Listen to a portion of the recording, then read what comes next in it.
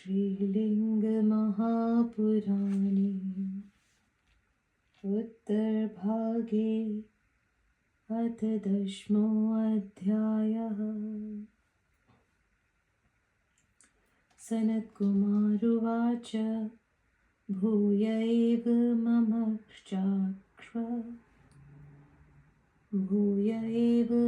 ममाचक्ष्व महिमानमुमापतेः भवभक्तमहाप्राज्ञ भगवानन्दिकेश्वर। शैलादिरुवाच सनत्कुमार संक्षेपात् वक्ष्याम्यशेषतः महिमानं महेशस्य भवस्य परमेष्ठिनः। नास्य प्रकृतिबन्धो अबुद्बुद्धिबन्धो न कञ्चन नाचाहुङ्कारबन्धश्च मनोबन्धश्च नो भवेत्। चित्तबन्धो न तस्या भूश्रोत्रबन्धो न चाभवत् नात्वचां चक्षुषां वापि बन्धो जज्ञे कदाचन। जिह्वाबन्धो न तस्या भूद्घ्राणबन्धनो जिह्वाबन्धो न तस्या भूद्घ्राणबन्धो न कञ्चन पादबन्धः पाणिबन्धो वाग्बन्धश्चैव सुव्रत उपस्थेन्द्रियबन्धश्च भूततन्मात्रबन्धनम्। नित्यशुद्धस्वभावेन नित्यबुद्धो निसर्गतः नित्यमुक्त इति प्रोक्तो मुनिभिस्तत्त्ववेदिभिः। अनादिमध्यनिष्ठस्य शिवस्य परमेष्ठिनः बुद्धिं सुते नियोगेन प्रकृतिः पुरुषस्य च अहङ्कारं प्रसूतेस्य बुद्धिस्तस्य नियोगतः। अन्तार्यामीति देहेषु प्रसिद्धस्य स्वयंभुवः इन्द्रियाणि दशैकं च तन्मात्राणि च शासना। अहङ्कारोति संसूते शिवस्य परमेष्ठिनः तन्मात्राणि नियोगेन तस्य संसूवते प्रभो। महाभूतान्यशेषेण महादेवस्य धीमतः ब्रह्मदीनां तृणानन्तं हि देहिनां देहसङ्गतिम्। महाभूतान्यशेषाणि जन्यन्ति शिवाज्ञया अध्यवस्याति सर्वार्थान् बुद्धिस्तस्याज्ञया विभो। अन्तर्यामीति देहेषु प्रसिद्धस्य स्वयंभुवः स्वभावसिद्धमैश्वर्यं स्वभावादेव भूतयः। तस्याज्ञया समस्तानर्थांकारोऽति मन्यते चित्तं चेतयते चापि मनः संकल्पयत्यपि। श्रोत्रं शृणोतु तच्चक्त्या शब्दस्पर्शादिकं च यत् शम्भोराज्ञा बलेनैव भवस्य परमेष्ठिनः।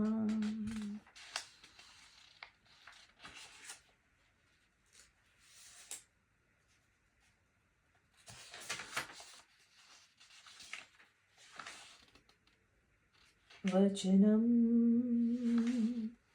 कुरुते वाक्यं नादानादि कदाचन शरीराणां शेषाणां तस्य देवस्य शासनात् करोति पाणिरादानं नागत्यादि कदाचन सर्वेषामेव जन्तूनां नेयमादेव मेधसः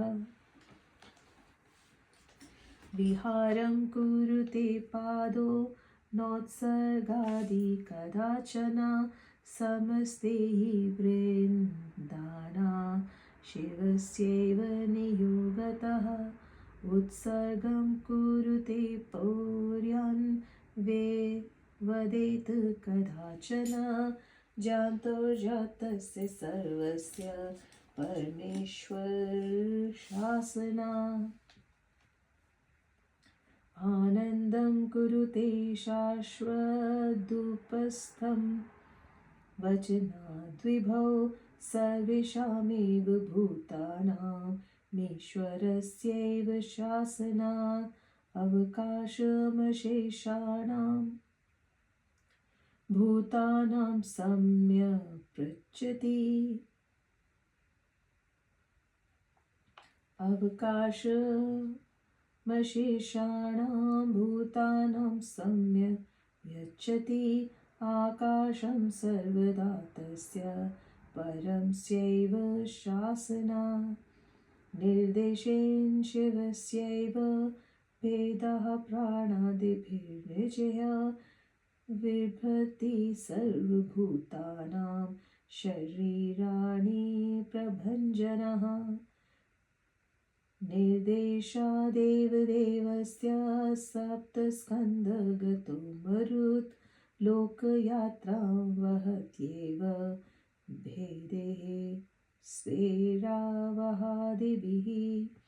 नागाद्यैः पञ्चभिर्भेद्य शरीरेषु प्रवर्तते अपदेशेन देवस्य परमस्य समीरणः हव्यं वहति देवानां काव्यं काव्यशीनामपि पाकं च कुरुते व्याहि शङ्करस्यैव शासनात् भुक्तमाहारजातं यत् पचते देहिनां यत्तथा उदरस्थः सदा बहिर्विश्वेश्वर नियोगतः सञ्जीवयन्त्यशेषानि भूतान्यापस्तदागया अविलग्य हि सर्वेषामाज्ञातस्य गरीयसी चराचराणि भूतानि बिभर्त्येव तदागया आगया तस्य देवस्य देवदेवः पुरन्दरः जीवितां व्याधिभिः पीडां मृतानां यातनाश्रुतेः विश्वम्भरः सदा कालं लोके सर्वैर्लङ्घया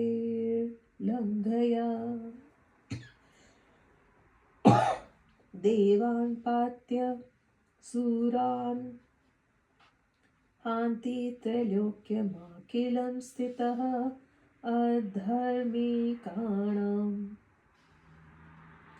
अधार्मिकाणां वैनाशं करोति शिवशासनात्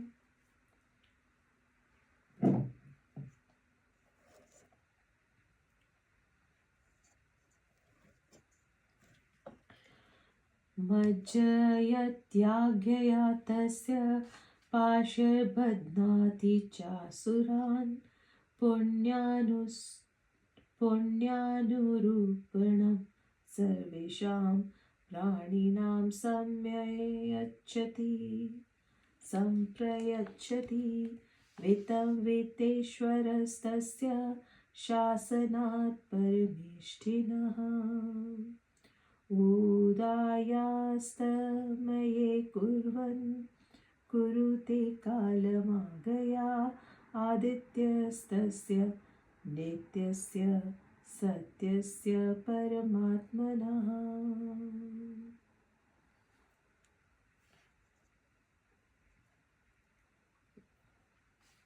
पुण्यान्यो योऽधिजातानि प्रह्लाद्यति च प्रजः अमृताशु कलाधारः कालकालस्य शासनात् आदित्यवसवो रुद्रा अश्विनो मरुतस्तथा अन्याश्च देवता सर्वा स्तमाशासनविनिर्मितः गन्धर्वः देवसङ्घाश्च सिद्धः साध्याश्च चारणः यक्षरक्षः पिशाचाश्च स्थिताः शास्त्रेषु वेधसः ग्रहनक्षत्रताराश्च यज्ञावेदास्तपांसि च ऋषीणां च गणाः सर्वे शासनं तस्य धिष्ठितः कव्याशीनां गणाः सप्त समुद्रागिरिसिन्धवः शासने तस्य वर्तन्ते काननानि सरांसि च कलह काष्ठा निमेषाश्च मुहूर्ता दिवसः क्षपः ऋषत्वपक्षमासाश्च नियोगा तस्यधिष्ठितः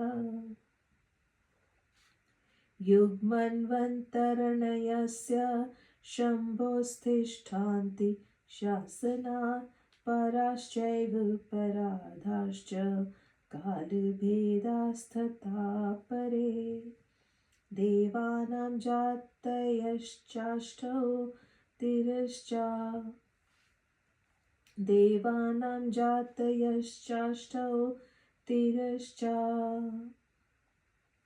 पञ्चजातयः मनुष्याश्च प्रवर्तन्ते देवदेवस्य धीमतः जातानि भूतवृन्दानि चतुर्दशसु योनिषु सर्वलोकनिषणानि तिष्ठन्त्यस्यैव शासनात् चतुर्दशसु लोकेषु स्थिता जाताः प्रजाः प्रभुः सर्वेश्वरस्य तस्यैव नियोगवर्षवर्तिनः पातालानि समस्तानि भुवनान्यस्य शासनात् ब्रह्माण्डानि च शेषानि तथा सावरणानि च वर्तमानानि सर्वाणि ब्रह्माण्डानि तदाज्ञया वर्तन्ते सर्वभूताद्वे समेतानि समन्ततः अतीतान्याप्यसङ्ख्यानि ब्रह्माण्डानि तदाज्ञया प्रवृत्तानि पदार्थोऽध्ये सहितानि समन्ततः ब्रह्माण्डानि भविष्यन्ति सह वस्तुभिरात्मकिः करिष्यन्ति शिवस्याज्ञां सर्वैरावरणैः सह इति श्रीलिङ्गमहापुराणे उत्तरभागे उमापतेर्महिमवर्णनं नाम 10मोऽध्यायः।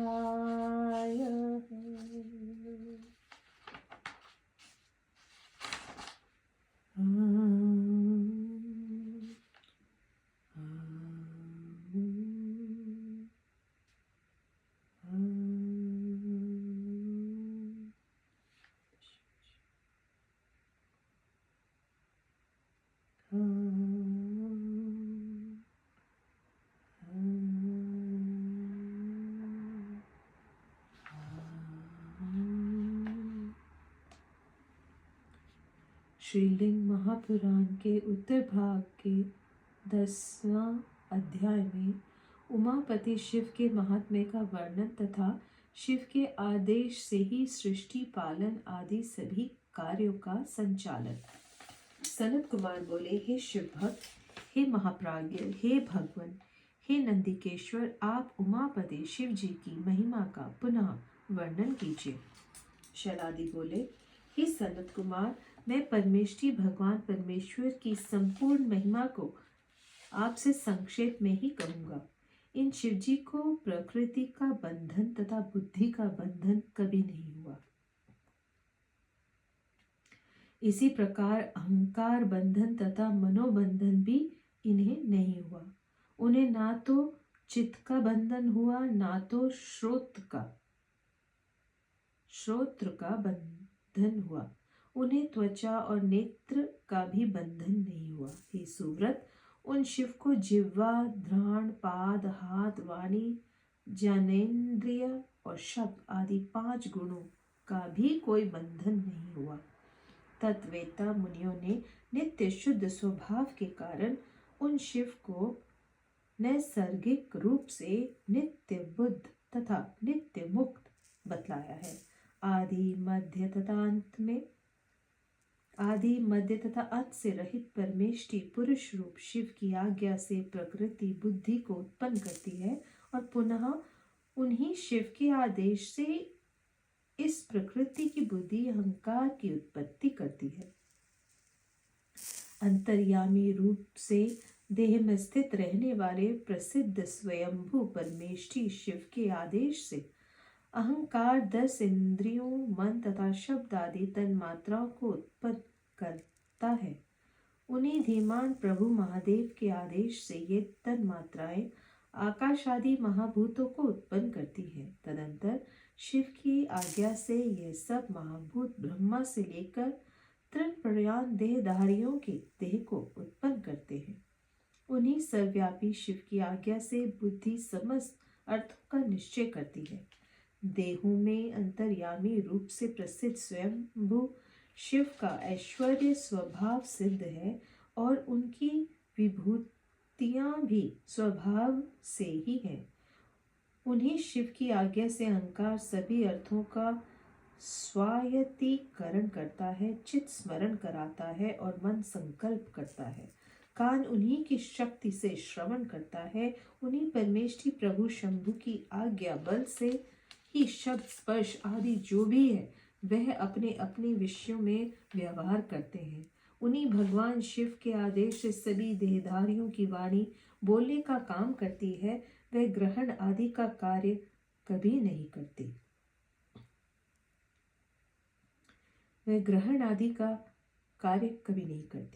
उन्हीं शिव के बनाए गए नियम से ही सभी प्राणियों का हाथ ग्रहण का कार्य करता है।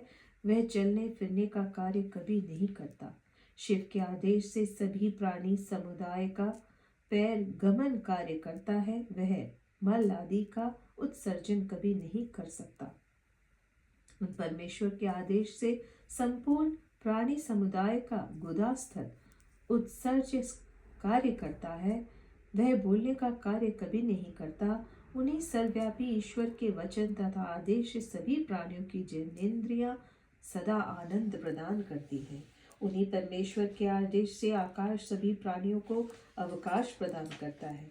उन्हीं शिव के निर्देश से अपने प्राण आदि भेदों से प्रभंजन वायु सभी प्राणियों के शरीर को धारण करता है। 7 स्कंदों वाला मरुत उन्हीं देव के निर्देश पर अपने आवाह आदि भेदों से स्थित होकर लोक यात्रा करता है। यही वायु परम प्रभु शिव की आज्ञा से नाग आदि 5 भेदों से शरीर में विद्यमान रहता है। शंकर की आज्ञा से ही अग्नि देवताओं के लिए हव्य तथा पितरों के लिए कर्व्य का वहन करती है और भोजन का परिपाक करती है। उदर में स्थित अग्नि उन विश्वेश्वर के ही आदेश से प्राणियों के द्वारा ग्रहण किए गए संपूर्ण आहार को पचाती है। जल उन्हीं की आज्ञा से सभी प्राणियों को जीवन प्रदान करता है। उनकी श्रेष्ठ आज्ञा सबके लिए अतुलनीय, उनकी श्रेष्ठ आज्ञा सबके लिए अनुल्लंघनीय है। पृथ्वी उन्हीं की आज्ञा से चराचर जीवों को धारण करती है और उन्हीं देव शिव की आज्ञा से इंद्र भी सभी प्राणियों का पालन करते हैं। यमराज भी उन्हीं शिव की आज्ञा से जीवित प्राणियों को व्याधियों से तथा मृत लोगों को सैकड़ों प्रकार की यातनाओं से कष्ट प्रदान करते हैं। तीनों लोकों में हर समय विद्यमान रहकर भगवान विष्णु उन्हीं शिव की सभी लोगों के द्वारा अनुलंघ्य आज्ञा से देवताओं की रक्षा करते हैं और असुरों का संहार करते हैं तथा उन्हें शिव के शासन से अधर्मियों को